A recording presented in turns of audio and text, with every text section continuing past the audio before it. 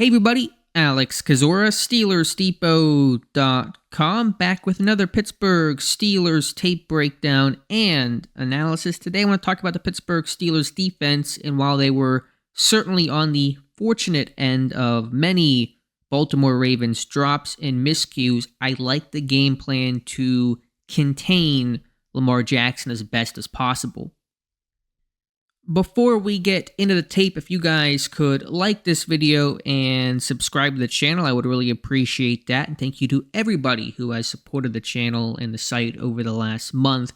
I also want to mention, when it comes to Lamar Jackson, I don't think he's this running back playing quarterback. I think he's a really talented passer. Probably not the upper echelon end of that spectrum, but really good from the pocket, much better this year, getting the ball out faster, all that kind of stuff. So I just want to say that about Lamar Jackson. What Pittsburgh did in this game, what we'll focus on today, is they blitzed the heck out of him. And one element is that to sack him, they did that 4 times, but really it's done to more contain him than it is with the direct intention of sacking him and getting immediate pressure. And I thought that Mike Tomlin had an interesting comment with Bob Labriola prior to the Ravens game. I'll put it up on screen right now about you can't spy Lamar Jackson. If you do that, he's 1v1, you're going to lose that matchup 9 times out of 10. And so you blitz and have that spy be an add-on to the rush. And Pittsburgh blitzed the heck out of Lamar 51.1% of the time. They blitzed him in this game. That is easily a season high, and that's very much intentional against him. To put some of the numbers to it, briefly against Lamar Jackson, when blitzing him, Lamar had a quarterback rating of 47.0. When they did not blitz him, he had a quarterback rating of 81.5. Granted, that's not a great number, but certainly better when not being blitzed. So with all that said, let's talk about what happened when Pittsburgh only sent 4 versus what happened when they sent extra people. We'll start with what happens when you don't blitz Lamar Jackson. This is going to be a 4-man rush out of Pittsburgh's nickel grouping here, and you lose contain. And it's hard to contain, when you're rushing only 4, when there's 5 blockers. There's always going to be that extra gap created. And then when you see, for example, Alex Highsmith, the right outside linebacker, on this 2-way go, spinning inside of Ronnie Stanley, his go-to move doesn't work as successfully as he wants it to, and it creates the escape lane. Now, I know he's also spinning because the back is chipping, but bottom line is you lose the edge. You lose contain on Lamar Jackson. So when you're rushing 4, it's harder to pull off some of those moves because the consequence is if it doesn't work, then you've got a problem trying to contain this guy within the pocket. And when Lamar gets outside the pocket, of course, he's extremely dangerous, gets a good gain here. So when you rush 4, it's just harder to contain. He can escape and make plays with his legs. How about this example? This is a 3rd and 18. The Ravens converted, a real killer in this one for Pittsburgh. And again, a 4-man rush. They contain. They run a stunt between Highsmith and Montravius Adams. Lamar does not run here, but scrambles to extend the play and then finds a Flowers for the completion and the conversion. Now, maybe there's holding. I know the Steelers were screaming for holding on this play, but you're asking your D tackle to try to contain the edge here, who doesn't really do a great job of really actively contain, and it allows Lamar to get outside the pocket. So that's tough for Adams, obviously, an AD tackle trying to contain a guy like Lamar on the edge here, but you stunt inside. It's a 4-man rush overall, and Lamar's able to escape, keep his eyes downfield. There's pressure, sure, but he thrives in these moments. Pittsburgh can't plaster, and Zay Flowers converts a big 3rd down.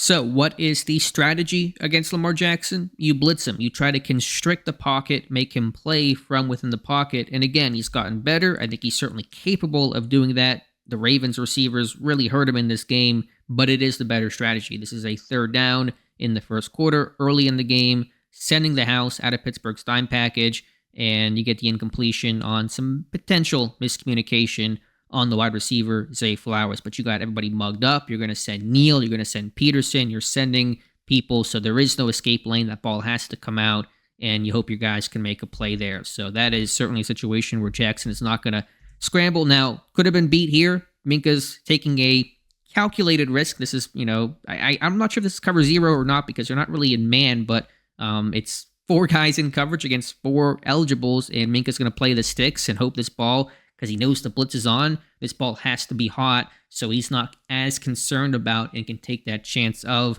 allowing something vertical because the ball should get out quicker than a vertical throw would require. And so It's a bit of a risk, but it pays off. And again, the blitz working on third down.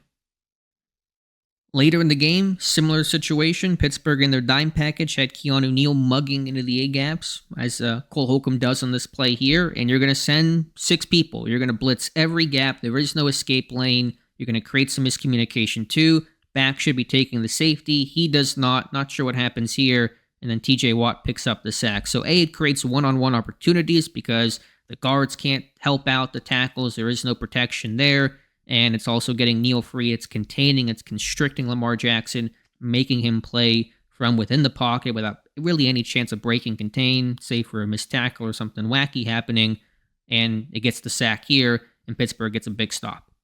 Now let's look at this example, sending more than 4 people, sending 5 on this rush, and really constricting the pocket. Bull rushes from Marcus Golden here. That's Armin Watts over right guard, and just really not allowing any chance for Jackson to escape, make him throw from the pocket, hit him as well, get a deep ball to Odell. A double move they actually ran on this play. You don't see it from this view, but they did run it, and it's an incomplete pass into the end zone. But sending more people, you're sending 5, so instead of sending 4 and always kind of having that extra gap not accounted for, you're sending 5, where every gap's counted for. There is no chance for Jackson to escape. And again, even how you rush, not using as many finesse moves. You're going to bull. You're going to just try to squeeze the pocket here, force the throw.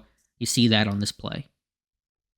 Look at this example. Same principle. Neal mugging in the A-gap with Quan Alexander. You get this twist here, but you're sending multiple people. Yeah, there's a risk of, if the ball gets out, you're in man coverage. You got fewer guys to cover. A missed tackle can really hurt you.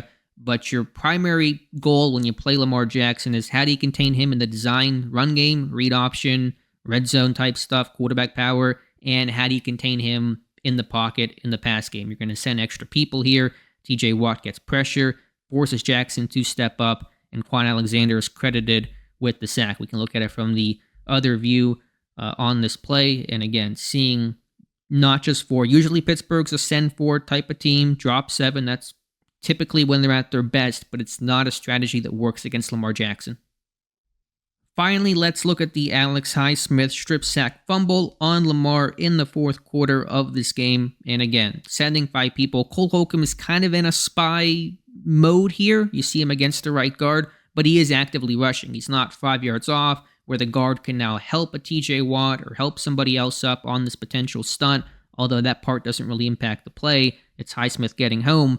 But that's what you do. And so when you're going to rush this 5th guy as the add-on as opposed to the spy, it's going to force, say, the left tackle to be singled on Alex Highsmith. Or you're getting a lot of attention here from TJ Watt. People to talk about he's not getting doubled. That's the tight end. That's to back the right tackle. So just to sidebar that. But you are creating more of those 1v1 opportunities as opposed to rushing 4, where the guards can help, or the center can help, or the tight ends and the backs can really lock in on the chips and disrupting Highsmith and TJ Watt, which is always the opposing offense's goal. So there's extra benefits to sending 5 people as well. A great rush from Alex Highsmith to dip the edge, knock that ball out, and TJ Watt recovers. So again, just the overall point, you play Lamar, you play some of these really ultra-mobile quarterbacks who can extend and make, just game-changing type plays with their legs. Rushing 4, it's really tough to do. Again, there's pros and cons to everything, but I like the strategy of blitzing, being aggressive. Again, blitzing him 51.1% of the time in this game. Jackson made his plays. Ravens dropped passes, but I think the strategy overall was sound on Pittsburgh's part. So wanted to break that down. Let me know your thoughts in the comments below. Appreciate you guys watching. Again, please like this video, subscribe to the channel. I would really appreciate that. Thank you again, and we'll talk to you soon.